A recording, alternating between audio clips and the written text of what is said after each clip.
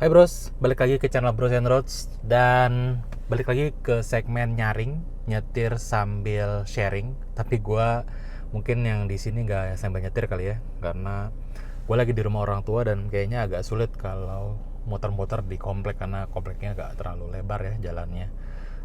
Jadi takut nyusahin orang-orang yang lagi jalan juga. Sambil ngobrol tuh kan kayak kurang fokus lah ya. But anyway, jadi kita di sini sharing-sharing aja karena memang baru kemarin banget nih hari Jumat gua habis servis ke-6 atau servis 50.000 km di bengkel resmi Toyota. Tepatnya karena gue tinggal di Cibubur, gue servis di itu bukan Auto 2000 tapi Setia Jaya ya. Jadi Toyota Setia Jaya di Cibubur. Nah memang gue pengen sekaligus sharing aja karena kan ini jadi servis gratis terakhir gue di Toyota ya. Karena kalau teman-teman tahu yang mungkin beli mobil baru di Toyota, kita tuh dapat gratis biaya servis berkala maksimal 4 tahun atau 50.000 km. Memang ini gue pengen sedikit komplain ya. Ini kayak semacam marketing misleading dari Toyota. Karena kita tuh kan diminta untuk mengikuti periode servis yang sudah ditetapkan Toyota ya, yang secara rutin. Kalau teman-teman tahu ini kita 50.000 km itu memang jatuh ke servis ke-6. Tapi pada kenyataannya kita diminta datang ke Toyota itu atau diminta servis rutin itu setiap 6 bulan sekali atau 10.000 km. Mobil ini seperti yang udah gue share di video sebelumnya, itu udah menempuh jarak 38.000 dari awal beli.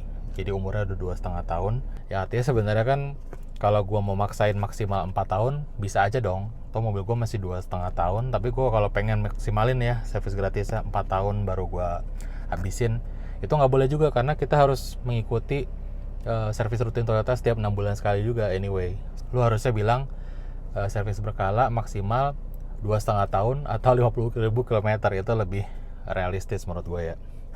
Gue nggak tahu gimana cara kita bisa dapetin servis 4 tahun maksimal karena 4 tahun untuk servis 6 kali tuh ya kelamaan gitu kan. Kita harus awet-awet lah ya, harus ngerawat gitu.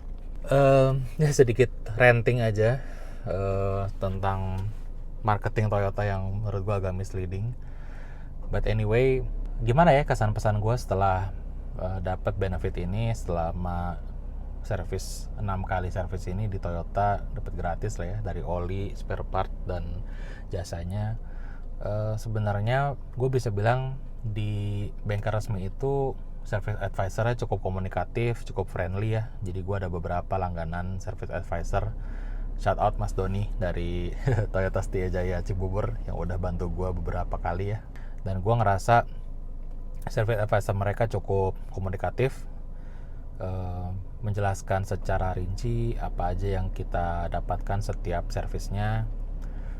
Terus mereka juga cukup komunikatif menjelaskan isu-isu gitu ya. Jadi memang gue pengen cerita juga di servis ke-6 ini, gue pertama memang minta balancing dan spurring di ban ini karena gue tuh baru ganti ban belakang ya. Jadi ban serepnya itu gue pakai di ban kanan belakang karena saban hari itu ban belakang gue kena paku atau serpihan logam gitu ya, jadi agak robek. Jadi gue ganti aja bannya sekaligus karena memang di Veloz ini ban serepnya itu kita dapat ban full dengan velg yang benar-benar sama kayak velg bawaannya ya. Jadi gue ganti aja, dan karena diganti itu makanya belum di balancing dari awal beli. Makanya sekalian aja gue balancing spurring karena kita memang akhir bulan ini rencananya mau ada road trip. Jadi ya udah gue minta mereka buat balancing spurring. Gue expect ya udah bayar sekitar 200 ribuan lah untuk kerjain balancing spurring buat 4 roda. Dan ternyata beberapa jam gue nunggu, ternyata gue diinfoin sih sama advisor gue kalau ternyata kampas rem belakang gue tuh udah harus diganti. Dan ini yang gue tuh cukup kaget lah ya. Kenapa? Karena di bayangan gue tuh kampas rem itu biasanya habis depan duluan, ya nggak sih? Karena kan beban kendaraan di depan ya, dan kinerja rem itu lebih banyak terjadi atau bekerja di depan, ban depan. Jadi gue juga bingung kenapa kampas rem belakang duluan yang habis. Apakah mungkin karena mobilnya pakai rem tangan elektrik, itu gue kurang tahu. Mungkin ada pengaruhnya kali ya. Karena kan gue sering nyalain auto holdnya juga. Mungkin itu berdampak pada umur si kampas remnya atau brake padnya. Cuman gue nggak mau ambil risiko juga karena memang bulan ini atau akhir bulan ini gue mau road trip kan. Jadi daripada gue mundur-mundurin, takut ada resiko juga sih, ada resiko kenapa juga di jalan, jadi gue ganti. Itu tuh bisa sekitar 700 ribuan. Boleh teman-teman sharing-sharing apakah memang ganti kampas rem semahal itu untuk belakang. Gue nggak tahu, to be honest. Tapi ini gue dikasih nih kampas rem yang katanya udah tipis itu. Jadi ini dapat sepasang kanan kiri. Cuman katanya ini udah tipis teman-teman. Bener nggak? Gue sejujurnya kurang tahu sih. Cuman seingat gue tuh kalau kampas rem yang baru kan suka ada garisnya tuh di tengah-tengah yang indikasi kalau mereka tuh masih tebel. Cuman waduh kotor banget lagi.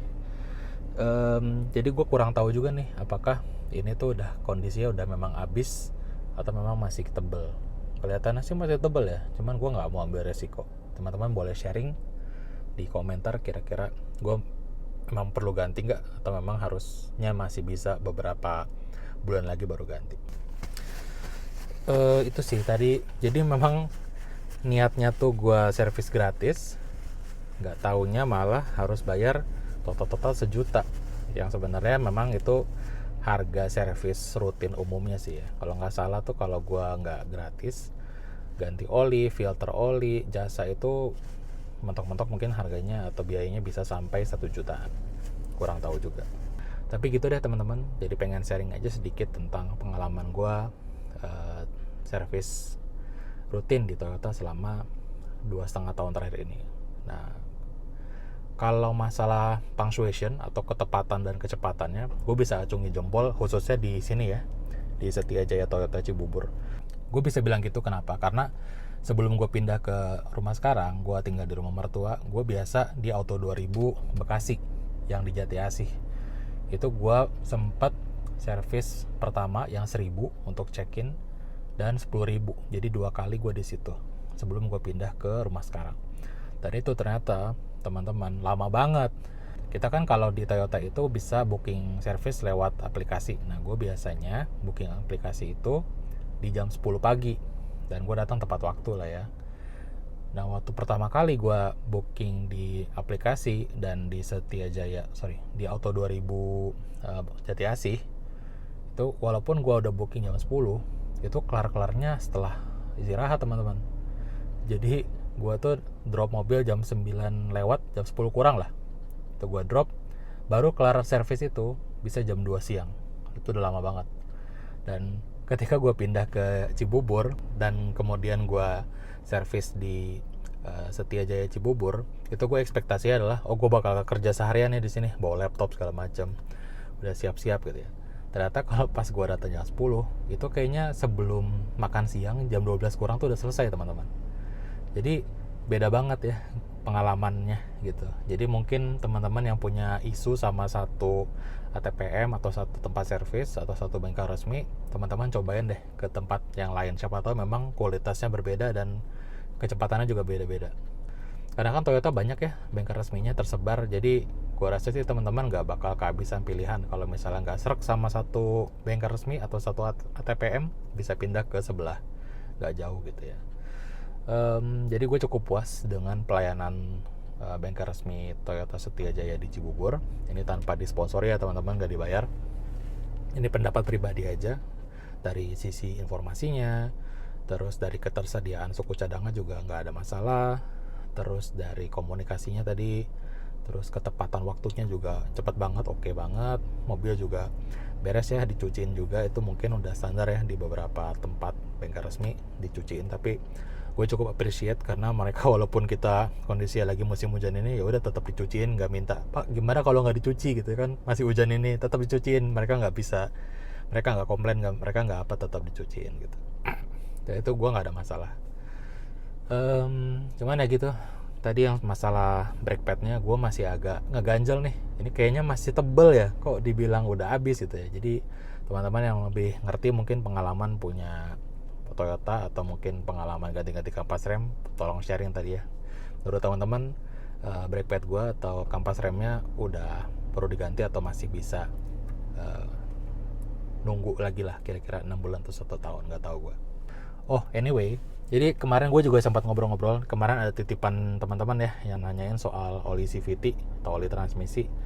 Gue itu kemarin nanya juga sama advisor gue, Mas Doni. Dia bilang, jadi gue nanya, Mas, kira-kira kapan kita mesti ganti oli CVT? Karena mobil gue ini udah 38.000. Apakah mesti ganti apa gimana? Dia bilang, belum rekomendasi karena memang dia bilang umur oli CVT itu di 100.000 km atau 5 tahun, mana yang lebih dulu. Tapi gue sanksi ya, karena berapa kali nonton konten-konten dari dokter mobil misalnya, mereka bilang setiap 25.000 mesti ganti gitu ya.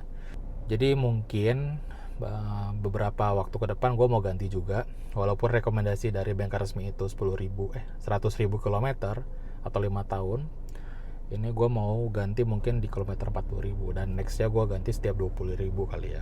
Dan gantinya mungkin nggak di bengkel resmi, di bengkel luar aja. Toh ini juga gue udah habis kan ya, promo servis berkalanya udah selesai, jadi gue bisa coba-cobain bengkel-bengkel luar gitu ya.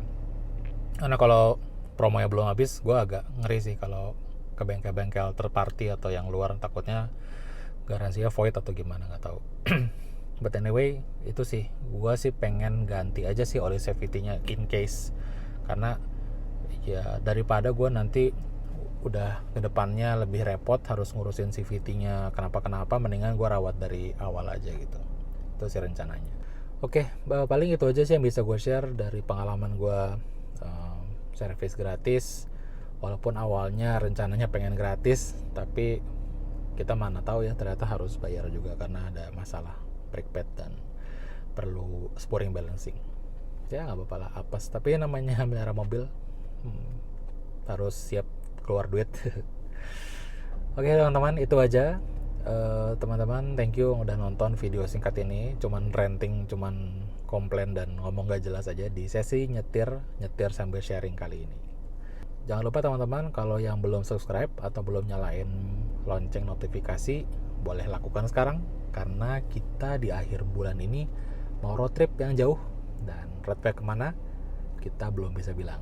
Masih rahasia. Nanti teman-teman tungguin aja, makanya jangan sampai ketinggalan. Subscribe dan nyalakan tombol lonceng notifikasi. Oke, gitu aja dari gua. Thank you yang udah nonton sampai habis, dan sampai jumpa di video berikutnya. Bye.